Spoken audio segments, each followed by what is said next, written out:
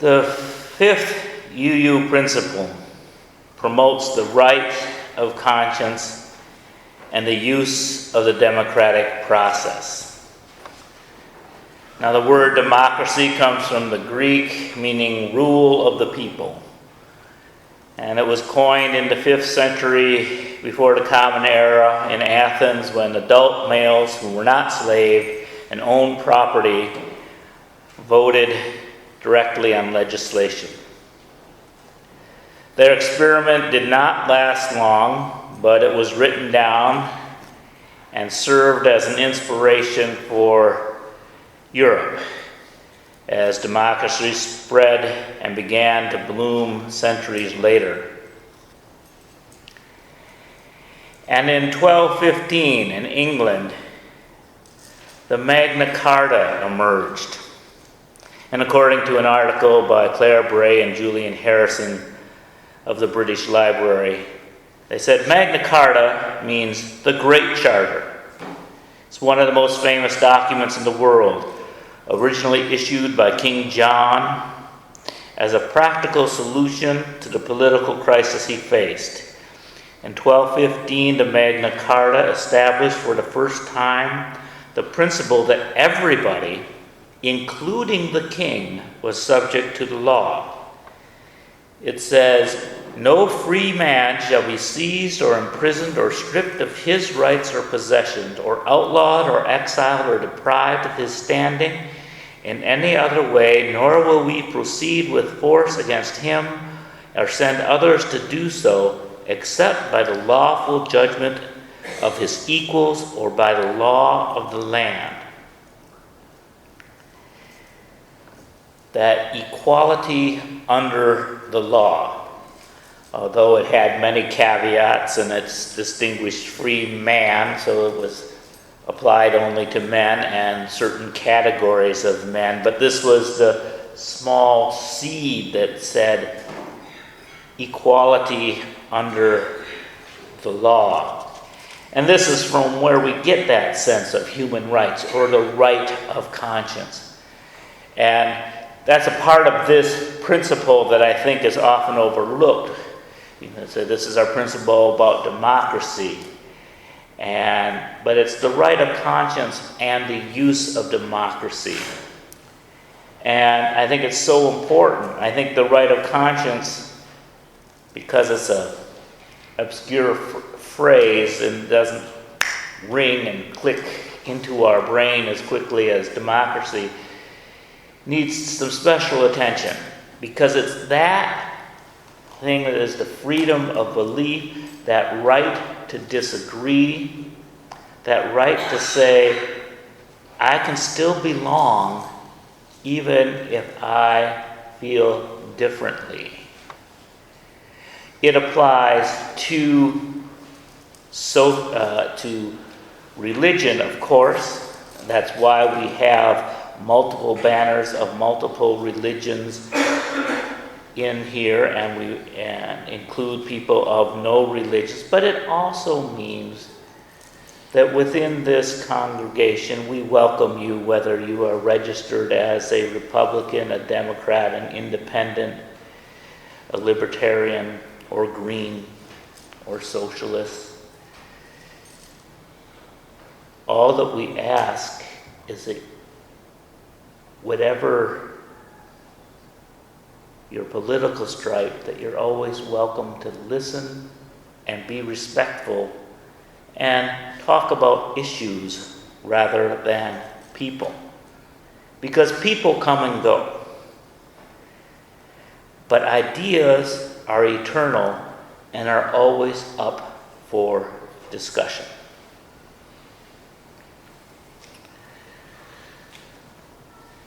But democracy, the rule of the majority, has its inherent fairness because it seems what's good for most of the people most of the time is usually the most good. But there is a danger to democracy, and that's why we have the Bill of Rights and the right of conscience. Because we can't just say most of the people believe this, therefore it's right, because we know the rights of minorities need to be protected. And that is why we always have to have the right of conscience.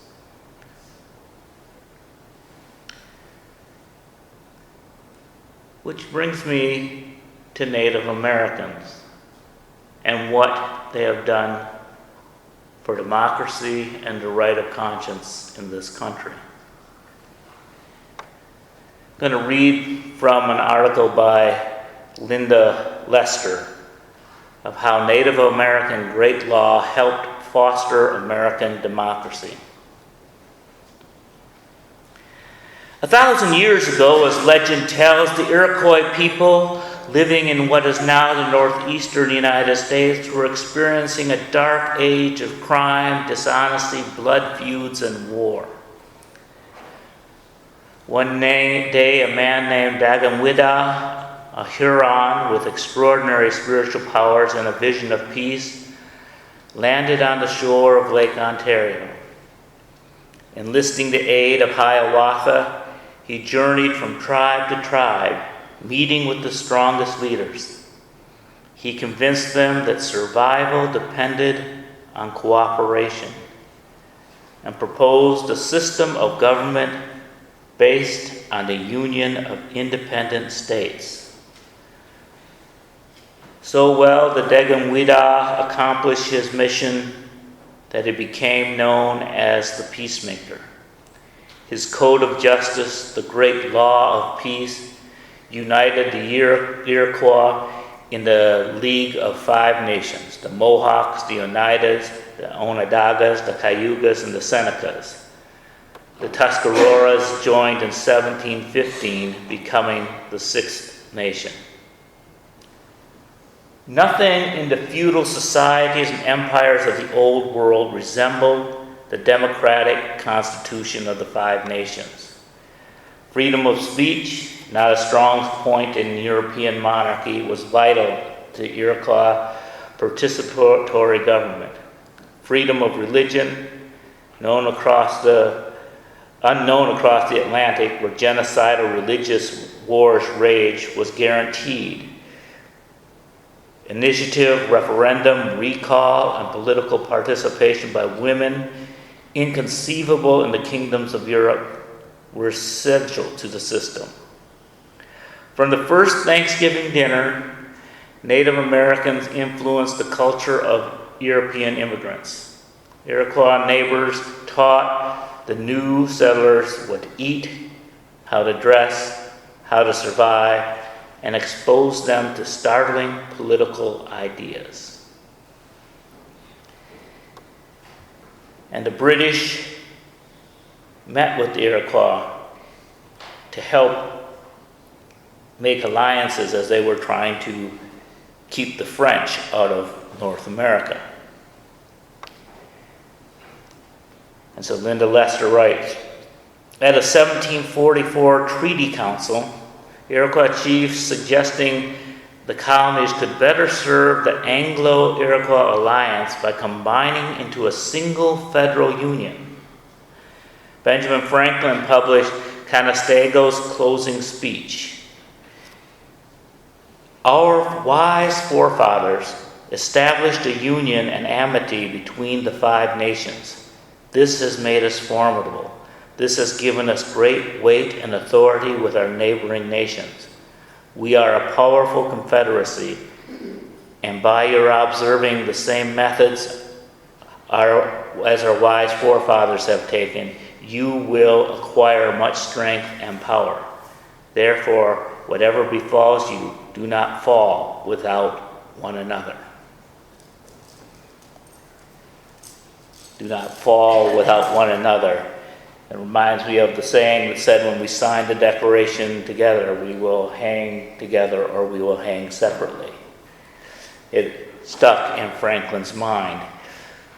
By 1750, the political and economic interests of the colonists were diverging from the crown. Franklin began to envisage a form of political union that could serve the currently 12 independent and mutually suspicious colonies. The Iroquois Confederacy, which let each state manage its own internal affairs and gave responsibilities to the federal government for common interstate matters, served as a convenient model. In 1854, Franklin's Albany Plan of Union was approved by the colonial delegates. However, the proposal was rejected by the Crown as too democratic. 20 years later, Ben Franklin would repackage his Albany Plan as the Articles of Confederation, which was the original Constitution of the United States. And then later, the Continental Congress would convene in Philadelphia, and Thomas Jefferson, who shared Franklin's respect for the Iroquois thought, would borrow Native American ideas of natural rights, liberty, and happiness and freedom, and the consent of the governed and draft a Declaration of Independence. And then still later, in 1787, 1789, the colonies would ratify a document that would alter and inspire the world, the Constitution of the United States.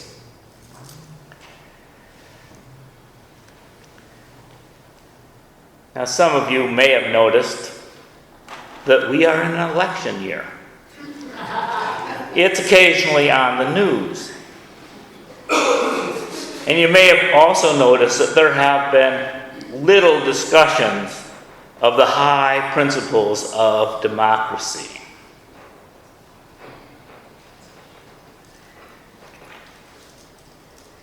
The right to vote is being challenged in many states. There is much discussion about the meaning. There's not a real discussion. There's much fear about the Second Amendment, but there's no real discussion about what it means.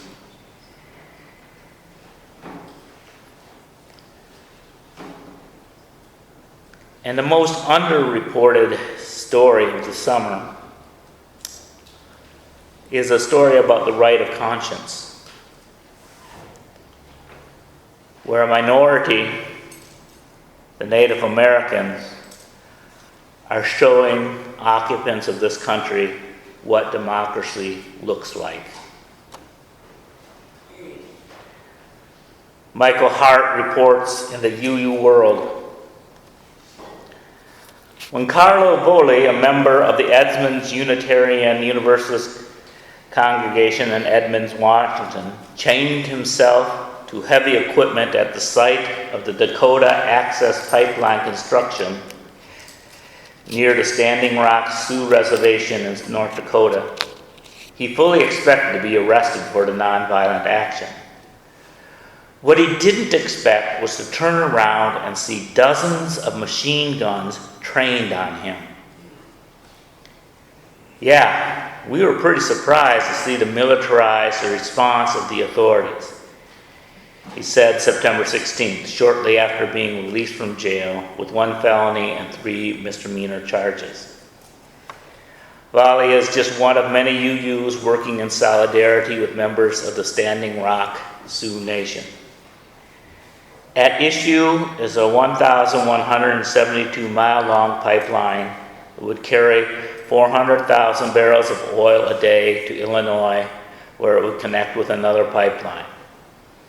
In September 9, a federal judge denied a request for the Standing Rock Nation to stop construction, and only minutes later, the Obama administration ordered the pipeline owner Energy Transfer Partners to halt all operations near the reservation, while the U.S. Army Corps of Engineers reviews permits issued previously for the project. On August 30th, the Unitarian Universalist Association President Peter Morales released a statement.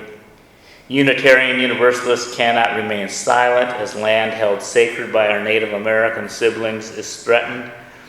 I urge you to join the effort to bear public witness to the injustice in North Dakota and add your voice to oppose the Dakota Access Pipeline. If you Google Dakota Access Pipeline, you will see many videos of dogs being sicked on the protesters, of water being denied being blocked to the people who are camped out in the area, that construction continuing despite orders to stop. Environmental law and treaty law are complex. And this cause also bears on the right in general to protest in this country. We see military police tactics often against peace protesters of color. The right to peacefully demonstrate is challenged, yet we've seen the government back down when white men with guns sit on a bridge when they want to offer a tax bill to a rancher in Nevada. Or armed white people can hold a nature preserve for over a month before the government finally responds. And I think it was wise for them to wait a month, and that they were able to stop that with only one fatality. It showed a lot of restraint, as there should have been restraint with the government. But why that same restraint is not shown with peaceful protesters, that it immediately becomes militarized when the protesters are not white, shows a real problem in this country. A government of the people and by the people and for the people should be big enough to protect people from the corporations. That statement, the government of the people and by the people and for the people, most people are familiar with that from Lincoln's Gettysburg Address. He borrowed the phrase from a Unitarian minister named Theodore Parker. Lincoln himself was unchurched, but many of his close friends were Unitarians back in Illinois. And the writings of Parker, who was a major abolitionist, certainly had an influence on Lincoln. A government of the people, by the people, and for the people should be big enough to protect the people from corporations. But we live in a country where corporations have been ruled to be people. They have equal rights under the law. But corporations do not die when the water is poisoned. They do not choke when the air is bad. And Texas has yet to execute a corporation when people have been killed by corporations. Each of us need to search our conscience and express ourselves. The most obvious expression is in a vote. But democracy is more than that. It is a continual conversation with your representatives. It is attending meetings, it is writing letters, emailing and calling, and sometimes getting arrested. But that willingness to have conversations, even with representatives who might be on the other side of most issues. And I witnessed that here in Indiana when they tried to put an anti-gay marriage bill into the Constitution.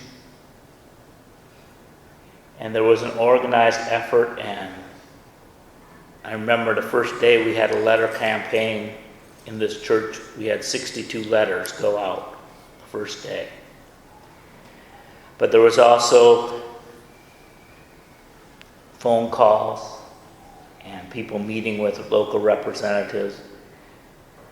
And a representative who was of the party that was putting forth the bill said that his opponents were nicer to him on the phone than the people of his own party. And that helped him have the courage and the wisdom to thwart the bill.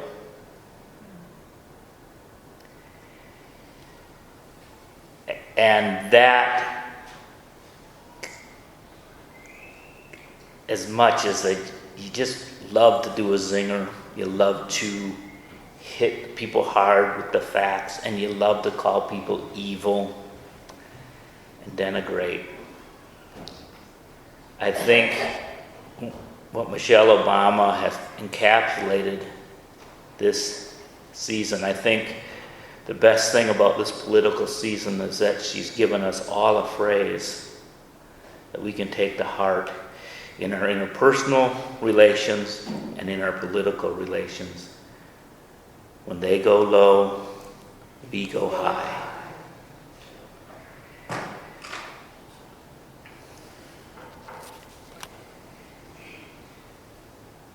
We are a church that's born of dissent and democracy.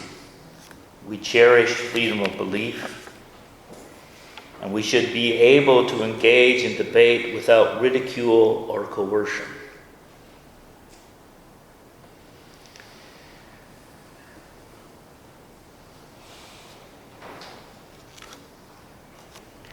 I want to conclude my sermon with a prayer. And I'm generally not of the faith persuasion that prays very much. But this is a prayer written by Unitarian Tess Baumberger. And I think it's a prayer that those who pray can pray, and those who love poetry can be helped by. It's called Prayer on the Eve of an Election.